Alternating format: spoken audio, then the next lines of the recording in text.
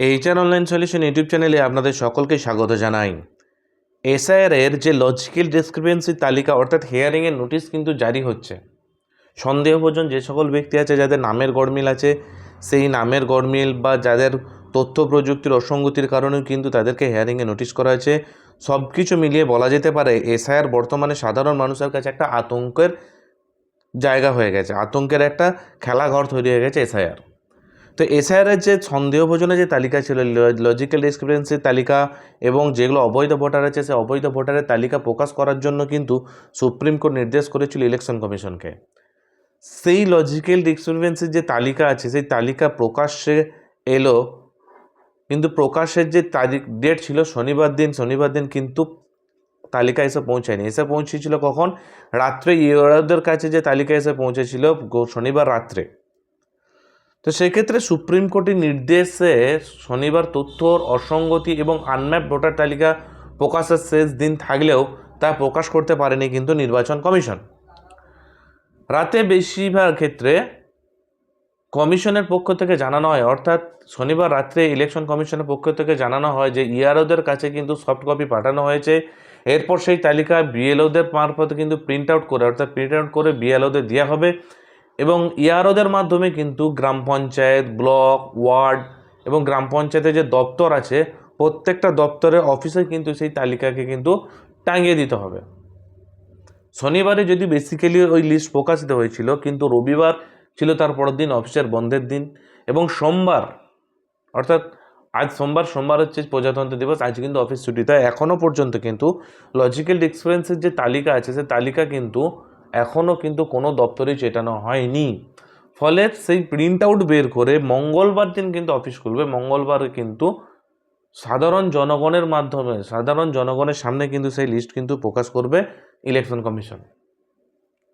এবং এটাও বলা হয়েছে যে সকল জনগণের কাছে লজিক্যাল ডিসক্রিপেন্সি তথ্য এবং অসঙ্গতি তালিকা প্রকাশ করা হবে তাদেরকে নোটিশ পাঠানোর 10 দিন কিন্তু তাদেরকে সময় দিতে হবে। 10 দিনের মধ্যে তাদেরকে কিন্তু শুনানি শেষ করতে হবে। এই নিয়ে রাজনৈতিক দল অভিযোগ করে যে শনিবারের মধ্যে জনগণের সামনে তথ্যগত অসঙ্গতি তালিকা প্রকাশ না করে সুপ্রিম কোর্টকে অবমাননা করছে কিন্তু নির্বাচন কমিশন। এরকম কিছু রাজনৈতিক মহলে কিছু প্রশাসনিক দল কিন্তু এই কথাগুলো বলছে। এবং রাজনৈতিক মহলের কিছু নেতা এবং এরকম বলা হচ্ছে যে যেখানে 1,36,00,000 তথ্য অসঙ্গতি তুলতে ইলেকশন কমিশনের সফটওয়্যারদের সময় লেগেছিল মাত্র 1 ঘন্টা, তাহলে সেই সফটওয়্যারটা ব্যবহার করে সুপ্রিম কোর্টের দেওয়া সময়ের মধ্যে কেন নির্বাচন কমিশন এই যে এসআইআর এর লজিক্যাল ডিসক্রিপেন্সি যে তালিকা আছে সেই তালিকা 1,20,00,000 নাম কেন প্রকাশ করতে পারছে না? কেন সে সফটওয়্যারের মাধ্যমে তারা কিন্তু প্রকাশ করতে পারছে না? শনিবার নোটিশ দিয়েই কিন্তু শুনানিতে ডাকা হয়েছে। আর পশ্চিমবঙ্গের যে প্রাক্তন সাংসদ মিমি চক্রবর্তী, তাকে কিন্তু ডাকা হয়েছে। অভিনেত্রী মানালি দেকেও কিন্তু ডাকা হয়েছে এবং নোটিশ আনতে গিয়ে একজন ব্যক্তির কিন্তু রাস্তায় হৃদরোগে কিন্তু আক্রান্ত হয়ে মারা গেছে।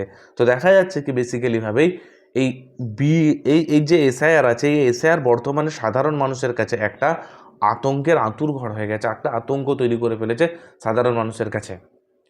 শনিবারের মধ্যে তালিকা প্রকাশ না হওয়ায় কিভাবে সময়ে শুনানি হবে, পরবর্তী তথ্য যাচাই করা হবে এবং বড় সড়ো প্রশ্নের মুখোমুখি হচ্ছে কিন্তু নির্বাচন কমিশন সূত্রে খবর ইতিমধ্যে 78 লক্ষের শুনানি হয়ে গেছে এবং চূড়ান্ত ভোটার তালিকা প্রকাশের দিন কিন্তু পেছাতে পারে। চূড়ান্ত ভোটার তালিকা অর্থাৎ চূড়ান্ত যে ভোটার তালিকা আছে সেই ভোটার তালিকার দিন প্রকাশের তারিখ বলা হয়েছিল 14ই ফেব্রুয়ারি।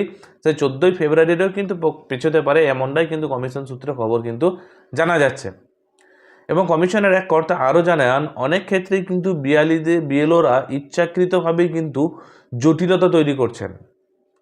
আবার এইরকম যদি কোনো গাফিলতি কোনো বিএলওর দ্বারা হয়ে থাকে, কোনো বিএলও যদি এরকম গাফিলতি করে থাকে, তাহলে কিন্তু তাদেরকে বরদাস্ত করা হবে, তাদেরকে কিন্তু শাস্তি ভোগ করতে হবে।